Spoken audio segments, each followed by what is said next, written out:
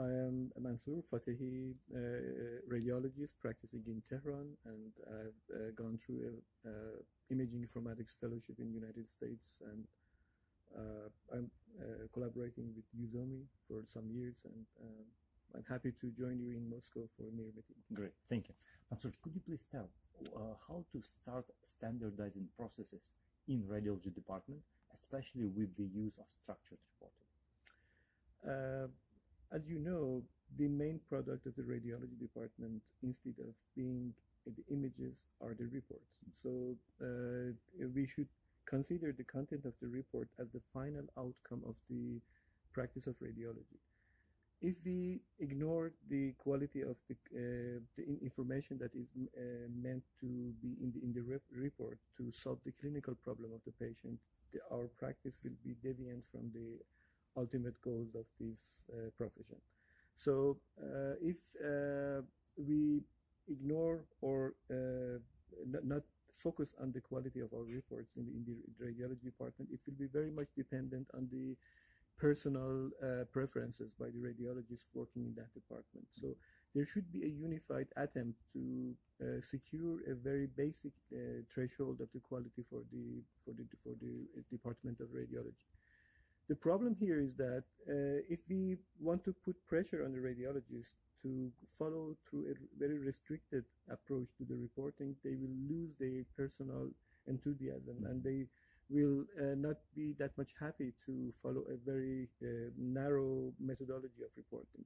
One of the reasons that the structured reporting is not that much welcomed by the practicing radiologists is that they want to be free to express their findings and their feelings about that particular clinical problem. So following the free text reporting will allow them to do so.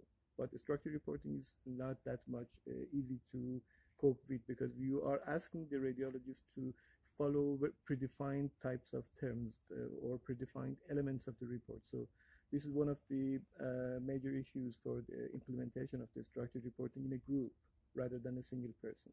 I see. What are the major requirements for the structured and standardized report? By definition, structured reporting should consist predefined elements. So this is the basic issue that should come to a consensus in the department by different radiologists, at least in sections, not the whole department, to mention a particular list of the elements in a report. So this is the major requirement for that. The second issue, which is somehow missed in the current approaches to the structured reporting, is that the templates are mostly focusing on the structure for normal reporting.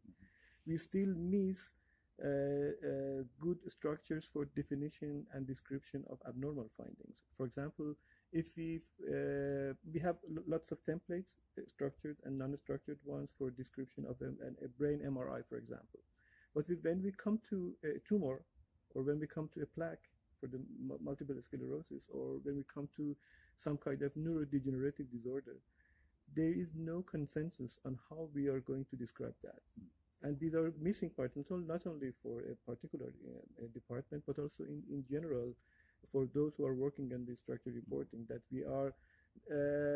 we need consensus on how we are going to report abnormal findings, and those things should be structured as well. Otherwise, we will not have a fully structured reporting system in place.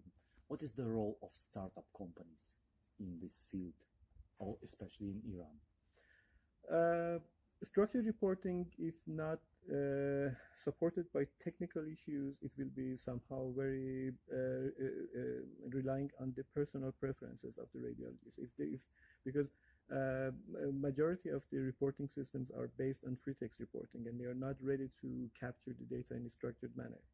The startup companies need to think of how the workflow of a radiologist reporting session should be moved from the free text to the structured manner.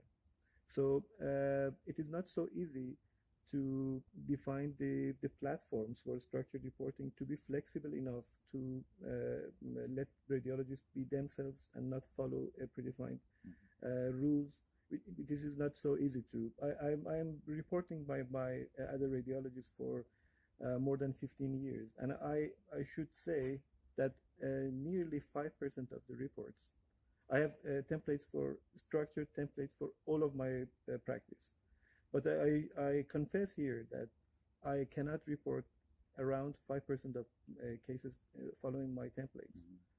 So this is something that I can never ever ask someone else to follow. And the limitations of using the templates can be solved by startup companies to provide flexible and at the same time detailed approaches to defining structures for description of normal findings and abnormal findings. Having this flexible, expandable approach to structured reporting is a key element, and those should be addressed by the startup companies, I think.